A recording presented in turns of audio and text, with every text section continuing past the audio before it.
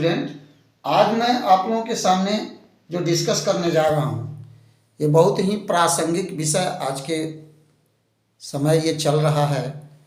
जो बिहार के शिक्षा मंत्री जी ने जो उसका अर्थ एक्सप्लेन करने की कोशिश की है कि ढोल गंवार क्षुद्र पशु नारी सकल तारन की अधिकारी, तो अब ये मेरा विचार नहीं है, ये हमारे स्वर्गीय गुरुदेव श्री ब्रह्मदेव वर्मा, बीडी वर्मा हम लोग कहते थे उनको, अब तो स्वर्गीय हो गए हैं।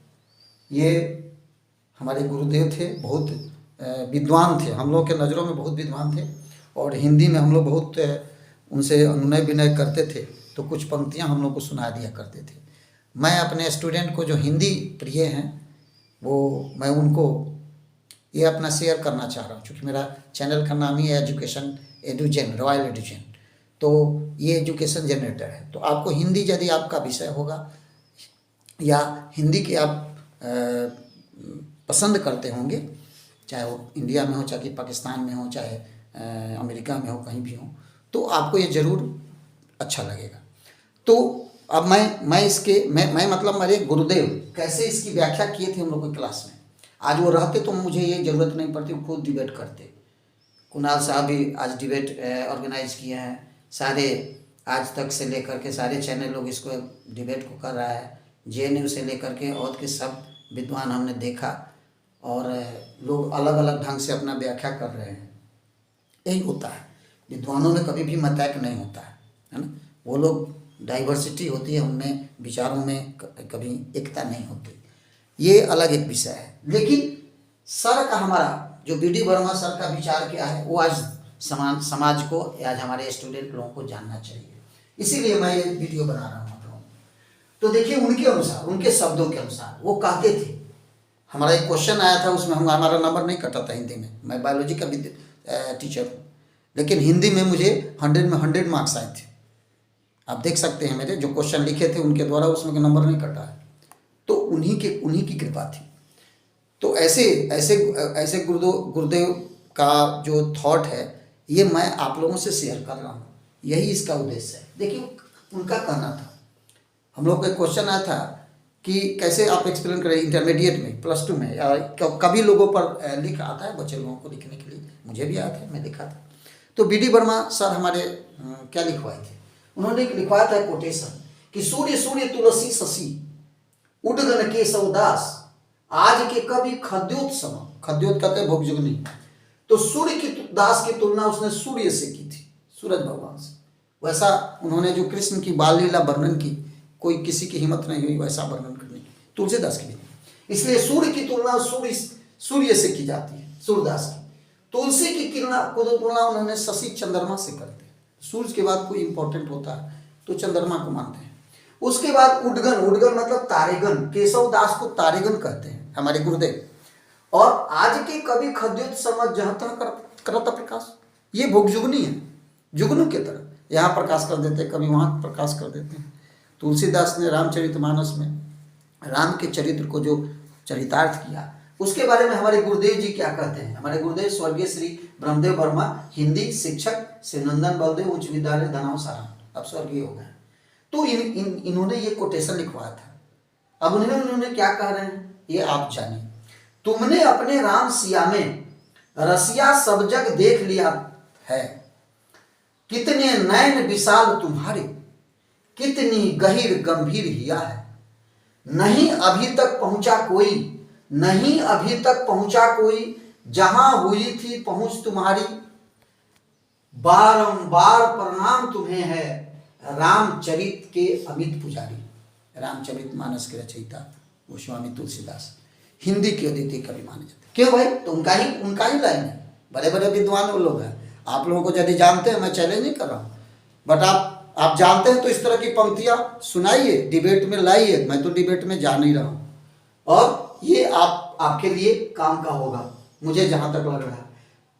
देखिए हमारे BD वर्मा सर क्या कहते हैं, भाषा अलंकार देखना है, कविता कुमुदनी के कलाधर, देखिए क से चलेगा तो क से चलेगा, कविता कुमुदनी के कलाधर, काव्य कला के आकर्षक कलाकार, काव्य कंठ भरण ये कविता पाठ करने से कंठ भर जाएगा, आपको इतना लय में मिलेगा, अच्छा लगेगा गाना की तरह। भक्तों में चूड़ामणि, चूड़ामणि मतलब ममटी का लोग यहाँ मस्तक पर औरतें धारण करती हैं। तो भक्तों में चूड़ामणि गोस्वामी तुलसीदास हिंदी के अद्वितीय कवि माने जाते हैं, कोयम द्वितीय, इनके जैसा कोई नहीं है, अद्वितीय कवि माने जाते हैं। अब सर हम लोगों को उनके अनुसार इसका अर्थ क्या हुआ, देखिए एक बार इसके अर्थ पर आने के पहले हम आपको सर का ही प्रसंग मैं बता रहा हूँ, जो हम लोग के क्लास में डिस्कस हुआ था कि उन्होंने क्वेश्चन दिया, सब लड़कों को बोला कि 10-15 दिन में तुम लोग इसका आंसर दे करके आना, अगले सप्ताह पूछेंगे। अमृत पान करे सो मरे, कबहू न मरे विष पान करे। उन्होंने कहा, देखिए, अमृत पान करे सो मरे, कबहू न मरे विष पान करे। और फिर उन्होंने कहा कि पाप करे सो तरे तुलसी, कबहू न तरे हरि के गुण गाए। अब इसका सिंपल आदमी जब अर्थ निकालेगा तो यही ना हुआ कि जो अमृत पान करे सो मरे, अमृत पान करने वाला मर जाएगा, आ कबहू न मरे विष पान करे, और विष पान करने वाला नहीं मरेगा। सर तो क्वेश्चन दे दिए, कबीरदास की उल्टी बानी, बरसे कमल भींगे पानी, है ना। गुरु ने पिठायो चेला, और पहली भिक्षा अन्न की लाना, गांव नगरिया पास न जाना, दूजे भिक्षा मांस की लाना, जिंदा मुर्दा छोड़ के लाना। अब इस तरह के क्वेश्चन लिखे थे। अब वहां भी कोमा का कमाल है, ये कोमा का ही कमाल है और कुछ नहीं। आप इसका अर्थ आपको बिल्कुल क्लियर हो जाएगा। आप यहाँ कोमा न लगा करके, मैंने तो कोमा लगाया नहीं था, आप इसको कोमा लगा दीजिए यहाँ, कबहू न मरे, कबहू न के पास कोमा लगा दीजिए, और यहाँ न के पास कोमा लगाए, कोमा पर अर्ध विराम होता है ना। तो अमृत पान करे सो मरे, कबहू न, अब यहाँ हो जाएगा, जो अमृत पिएगा वो कभी नहीं मरेगा। कौन मरेगा? तो मरे विष पान करे, है ना। ये देखिए, अब विद्वानों में अर्थ कई तरह के, अब शंकर भगवान पर इसी को लगाइएगा तो कहते हैं कि कबहू न मरे विष पान करे। अब फिर अर्थ बदल गया, तो अपना अपना दिमाग के अनुसार आप अर्थ निकाल लीजिए। शंकर भगवान तो विष पान कर ले, जो विष पान करके पचा लेगा वो कभी नहीं मरेगा, तो वैसे भी अर्थ निकल जाता है। तो चाकी भावना रही जे जैसे आप प्रभु मूरत देखी थी तैसी। तो तुलसीदास को इसमें दोषी नहीं ठहराया जाना चाहिए। हम अपना उसको किस तरह से अर्थ लेते हैं, कोई जिसकी जो जैसा चाहे इसमें से अर्थ निकाल सकता है, मेरे कहने का ये भी मतलब है।